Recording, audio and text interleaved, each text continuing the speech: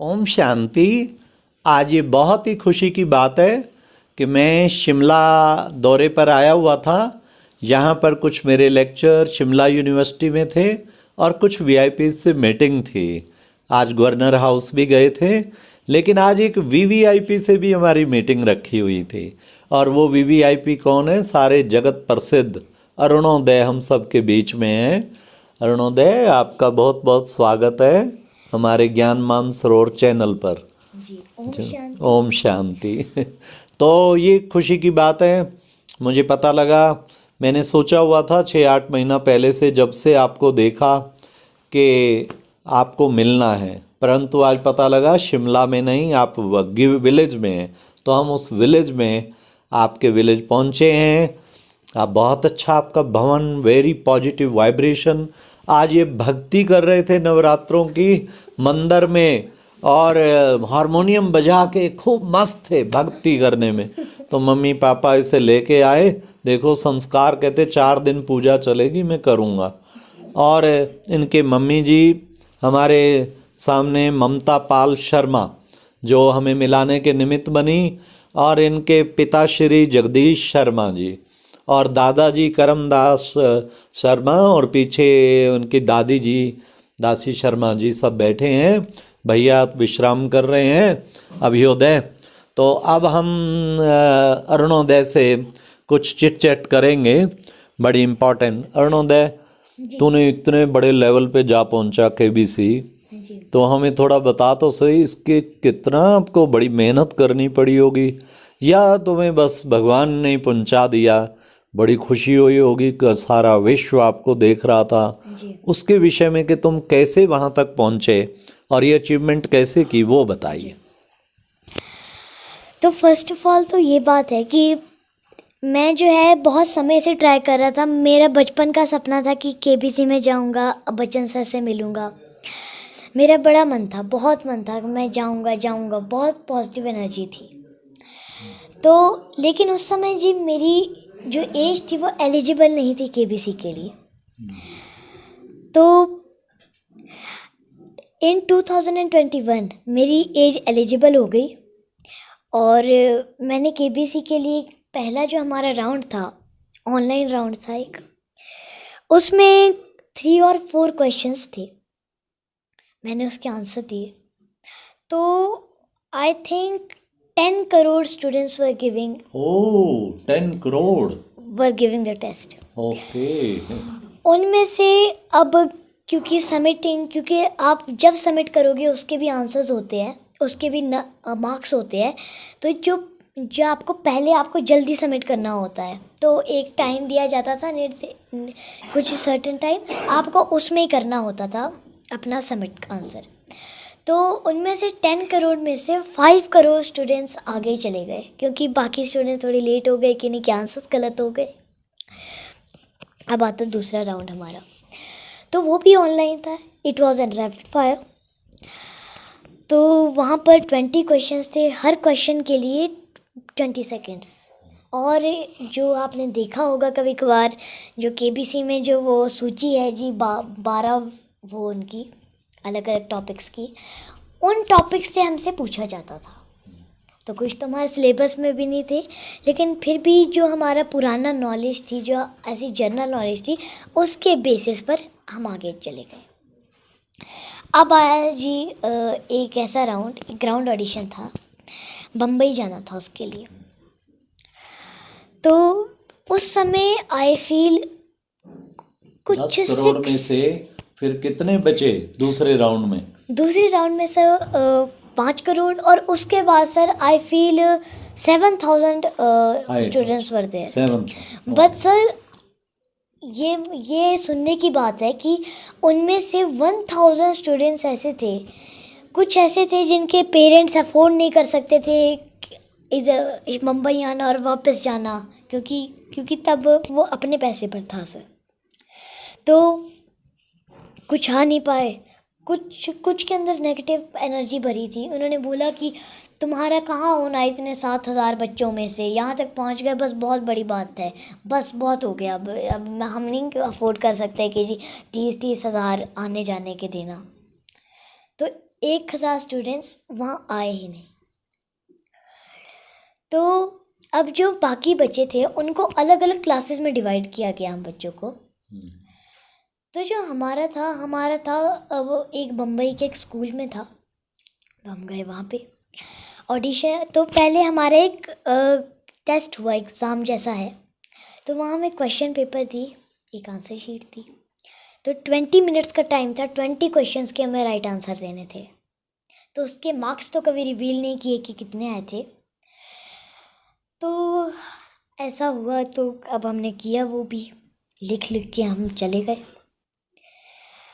तो अब आया ये सबसे बड़ा राउंड, जो कि था हमारा इंटरव्यू। सारे बच्चे घबराए हुए थे उसके उसमें लिए। कितने सेलेक्ट हुए फिर नेक्स्ट राउंड? उसमें आगे जी वो था फाइनल। उसके बाद होना था कि असली केबीसी की फर्स्ट इंटरव्यू में कितने पहुंचे और फिर हर राउंड पे कितने पहुंचे वो बताते हैं। इंटरव्यू में आई फील 6,000 में से आई फील 4 या 3,000 पहुंचे थे। उसके बाद जो इंटरव्यू हुआ उसमें बच्चे 12 मिनट में आ रहे थे वापस। और मैं गपशप में इतना मगन रहा कि 1 घंटा कैसे बीत गया हमें पता ही नहीं चला। अच्छा। तो उसके बाद हमें करवा चौथ का जो दिन था वहाँ पर कुछ 30 ऐसे लकी बच्चों को फ़ोन आया कि आप बहुत लकी है और आपका सिलेक्शन इसके लिए हुआ है, आपके सारे क्वेश्चंस आंसर्स ठीक है, आपके इंटरव्यू में भी आपने बहुत अच्छी परफॉर्मेंस दी है अपनी। तो उन 30 काबिल बच्चों को आगे भेज दिया गया। तो उनमें से एक मैं भी था, एक सौभाग्य से। और एक और चीज़ है कि दिस डोंट मैटर्स की जो है कि क्या है कि मैं आपको एक चीज़ बताता हूँ। जो एक चीज़ आपको अपने अंदर रखनी बहुत ज़रूरी है वो है पॉजिटिव एनर्जी। अगर आप पॉजिटिव थिंकिंग रखोगे तो पॉजिटिव होगा, नेगेटिव रखोगे तो नेगेटिव होगा। Very good. देखिए कितना दर्शकों को बहुत खुशी हो रही होगी। 10 करोड़ में से 30 बच्चों में उसका नंबर आया। और उनमें से भी ऐसे बच्चे थे 30 बच्चों में भी जी आई फील 15 बच्चे वर सिलेक्टेड। मतलब उन्होंने ऐसा परफॉर्म किया था कि वो हॉट सीट तक पहुंच पाए, फास्टेस्ट फिंगर चेयर से हॉट सीट तक। तो देखिए वंडरफुल। मैं समझता हूँ आप अपने स्थान पे उसके लिए तालियां बजा सकते हैं अरुणोदय। Good, congratulation. परंतु और वो उसके इंटरव्यू से लग ही रहा था कि इतना प्रतिभावान। अब दूसरी बात, मेरा दूसरा क्वेश्चन आपसे ये है कि आपने 12.5 लाख रुपया जीता जी। तो वो 12.5 लाख रुपए का क्या किया आपने? देखिए पहली बात, हमसे बहुत हर कोई बोलता है कि 12.5 लाख का आपने क्या किया। तो मैं ये क्लियर करना चाहता हूँ कि 12.5 लाख में 33% टैक्स था। तो अब कितने बच गए? सारे टैक्स को इंक्लूड करके हमारे पास 12 लाख से कितने बचे? 8 लाख। 8 लाख। अब 8 लाख, अब केबीसी का अपना एग्रीमेंट भी है। तो ताकि जो बच्चा है जब वो 18 का हो, जब वो मैच्योर हो जाए तो उस समय ही वो अपने उन पैसों का यूज़ कर पाए, इसलिए वो एफडी कर देते हैं खुद ही। तो अभी तो उसमें इंटरेस्ट भी लगेगा पैसे पे। तो आई होप कि 18 साल तक होते होते वो 12 लाख तक तो पहुंच ही जाए फिर से। और बात हुई अगर इसकी, तो मैं चाहता हूं कि जो मेरा ब्रदर है, मेरा एक प्रश्न है। चलो, आप बड़े पॉजिटिव किस्म के बच्चे हैं जो कहते हैं 8 फिर 12 हो ही जाएगा। पर आपको ये दुख तो नहीं हुआ कि क्या यार एफडी करा दी, बताओ इतना लॉटरी जीत के आया हूँ, कुछ तो मेरे काम आता ये? एक्चुअली ऐसा था, हमें इस एग्रीमेंट्स के बारे में नहीं पता था। वो हमारा ये बाद में ही हुई ये बात, उन्होंने बताया कि ऐसे ऐसे करना पड़ता है। तो हमें उसी टाइम पता चला। तो पापा, मम्मा और मैं, हमने तो डिस्कस करके भी रखा हुआ था कि जो ये पैसे यहाँ इन्वेस्ट करने, ये यहाँ म्यूचुअल फंड में डालने, ये यहाँ डालने, ये कहीं डालने, ये यहाँ इन्वेस्ट करने, ये एफडी में रखने। तो हमने पूरा प्लान बनाया हुआ था जी, चार्ट पर हमने लिखा हुआ था ये इतना पैसा 12 लाख में से कहाँ जाएगा, इतना कहाँ जाएगा, 50,000 कहाँ पर, सारी तैयारियाँ। लेकिन फिर जब पता चला कि सीधा ही एफडी होगी, तब हमारा जो पूरा चार्ट था उसके ऊपर जी पानी जैसा ही फिर तो गया। दुख तो नहीं हुआ?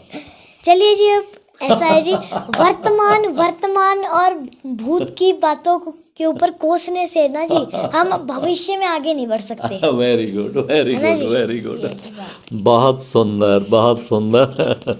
अच्छा, फिर भी जी जब आपको जो है एक बात और पूछना था, जी आपके जीवन का लक्ष्य क्या है? मुझे ये लगता है, मैं अपने तरीके से ही मानता हूँ, मैं अपने लिए मानता हूँ ये। अब मैं सबको भी कहता हूँ ये कि जो ये जैसे जिस उम्र में मैं भी हूँ अभी, और मेरे यहाँ बहुत सारे दोस्त भी होंगे जो कि मेरी उम्र के हैं, 11-12 साल के, 10 साल के, 9 साल के, 8 साल के, उससे छोटे कोई उससे बड़े। तो ये जो समय होता है, ये होता ख्याली का पुलाव का। इसमें ना जी कुकर में नहीं चढ़ा सकते पुलाव, ये बस ख्याल में ही होता कि हाँ जी ये मटर का पुलाव, ये पनीर का। तो ये जी मैं भूल गया वर्ड। तो मतलब ये बस सोच विचार करने की दुनिया है कि हाँ मैं ये बन जाऊंगा, मैं वो बन जाऊंगा। पर कोई ऐसा ख्याल जी जो आपको बार बार आता हो कि ये करना है, ये तो कुछ भी हो जाए मैंने जीवन में करना है, जिसका ज़्यादा मेजॉरिटी परसेंटेज हो, वो बताओ। मैं एक चीज़ बनना चाहता हूँ, मैं एक शास्त्रीय संगीतकार, और साथ ही साथ में एक वो शास्त्रीय एक हिंदुस्तानी क्लासिकल इंस्ट्रूमेंट प्लेयर भी बनना चाहता हूँ। वाह। और साथ ही साथ में अगर ये नहीं हुआ तो मुझे लॉ में काफ़ी इंटरेस्ट है, क्योंकि मेरे जो फादर है उन्होंने भी LLB की हुई है। तो वो मुझे कभी कभार जो है लॉ के बारे में बताते हैं, कुछ धाराओं के बारे में बताते हैं, तो मुझे बहुत अच्छा लगता है। तो मतलब अगर वकील बनना चाहते हैं, जज बनना चाहते हैं? ना जी ना, अगर हमने देखा है जी, अगर कभी सपना देखना, हाँ। अगर नहीं देखना, अगर ऐसे छोटा अपने सपना देखना तो मत देखो, अगर सपना देखना तो ऊंचा देखो, तभी वो जाकर पूरा होगा। तो क्या तो सपना? हमारा सपना तो है जी चीफ जस्टिस ऑफ आय इंडिया। शाबाश। मान गए अरुणोदय। और बन भी जाएगा, ये बन भी जाएगा, हमारा आशीर्वाद है, बन जाएगा। अच्छा, नेक्स्ट क्वेश्चन मेरा ये है, मुझे पता लगा कि आप ब्रह्मा कुमारी आश्रम से भी जुड़े हुए हैं, जी। और आप टाइम टू टाइम दीदियाँ आपसे संपर्क उनका होता रहता है, जी जी और ब्रह्मा कुमारी आश्रम पंथा घाटी आप शिमला में भी गए हैं, जी। आपको कैसा अनुभव हुआ वहाँ पर, वो भी सुनाइए। पहली चीज़, जब हम वहाँ पर गए तो हमारा इतना अच्छे से वेलकम किया सब के सब। और एक चीज़ आपको बताता हूँ, हम जहाँ भी जाए, चाहे मैं कहता हूँ जब हम KBC के मंच पर भी गए थे ना जी, वहाँ पर बच्चों में जब लास्ट था जी, जब मैं गया था, या जो सेकंड या थर्ड लास्ट था, तब बच्चों में इतनी नेगेटिव एनर्जी भर गई थी कूट कूट के कि मैं नहीं जाऊँगा यार, कोई और चला जाएगा, मैं तो जा ही नहीं सकता, स्कोप ही नहीं है यार, ऐसे ऐसे सब।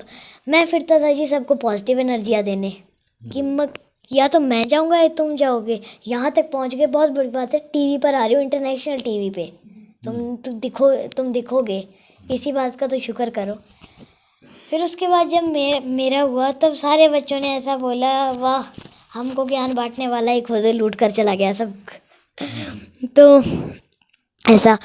लेकिन ब्रह्म कुमारी का जो वहाँ आश्रम था, वहाँ मुझे इतना अच्छा लगा कि हर एक जो वहाँ पर जो एक दीदी थी या जो वहाँ एक भैया थे, सबके सब में इतनी पॉजिटिव एनर्जी भरी थी।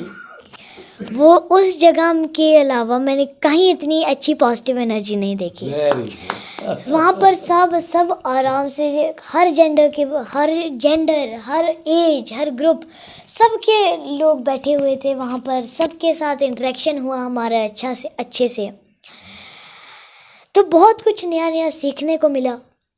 उसके बाद साथ ही साथ में सबसे अच्छी चीज़ वहाँ की जो मुझे लगी कि जो खाना था ना जी, वो कहीं होटल से नहीं लाया था जी। खुद जैसे बनाया। कभी ना कभी मैं कहीं और भी गया हूँ, कहीं और बहुत सारी जगह गया हुआ हूँ मैं, वहाँ क्या करते थे जी, होटल से खाना मंगा देते थे, बोलते थे जी हमने बनाया है, लेकिन मैं पहचान जाता था कि तो होटल का खाना है। लेकिन वहाँ पर हमारे बिल्कुल सामने राजमा पक रहे हैं, यहाँ पर पनीर उबल रही है, और खाना इतना स्वादिष्ट, हा, ऐसा लगा जी जैसे मेरी माता जी ने बनाया हो, और साथ ही साथ में पूरे घर के अंदर बैठ के आराम से डाइनिंग टेबल के ऊपर खा रही है वेरी जी। Good, very good. तो बहुत अच्छा फील हुआ जी हमें।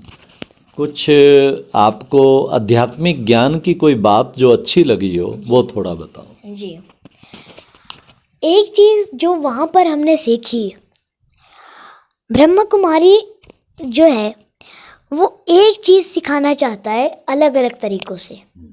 वो ये है कि अब जैसे आपका भी नाम है, हमारा भी नाम है, हमारा नाम अरुणोदय है। अब अगर कोई हमें बोलता है कि अगर मेरी तरफ कोई बोलता है ये कौन है, लोग बोलते हैं तो अरुणोदय शर्मा है। मैं बोलता हूँ वो कौन है, अब मैं पिताजी को बोलता हूँ तो बोलते वो तो सब जगदीश शर्मा है। मैं जिसको भी बोलता हूँ उनका नाम लेकर बोल देते हैं, या हमारे रिश्ते से बोलते हैं। लेकिन ब्रह्मा कुमारी ये सिखाने की कोशिश कर रही है कि हम सभी परमात्मा के बच्चे हैं, और परमात्मा के बच्चे हमारा ये शरीर नहीं जी, जो बढ़ता रहता है और एक दिन ख़त्म हो जाता है, ये वो नहीं जी। परमात्मा के बच्चे हैं आत्मा। आत्मा, वेरी गुड, हर एक के अंदर एक आत्मा है। Very good. आत्मा कभी ख़त्म नहीं हो सकती, कि आत्मा एक ऐसी चीज़ है जिसे अग्नि जला नहीं सकती और जल उसे भिगो नहीं सकता, वायु उसे सुखा नहीं सकती।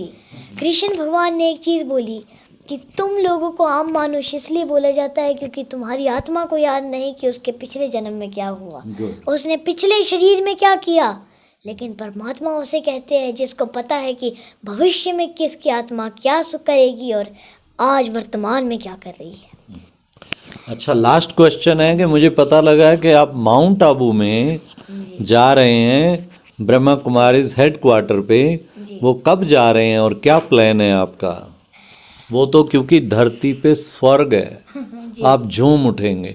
आप यहाँ पंथा घाटी सेंटर से ही इतना प्रभावित हुए, वो तो इंटरनेशनल हेडक्वार्टर है जी। यही बात मेरे दिमाग में भी आ रही थी जब आपने ये पिछला सवाल पूछा था मेरे से। हाँ। बस सेम बात मेरे दिमाग में आई थी। तो अब मेरा तो प्लान ये है कि मैं ऐसा नहीं चाहता कि सिर्फ और सिर्फ मैं ही वहाँ इतनी पावन जगह के जो है मैं आनंद का अनुभव करूँ।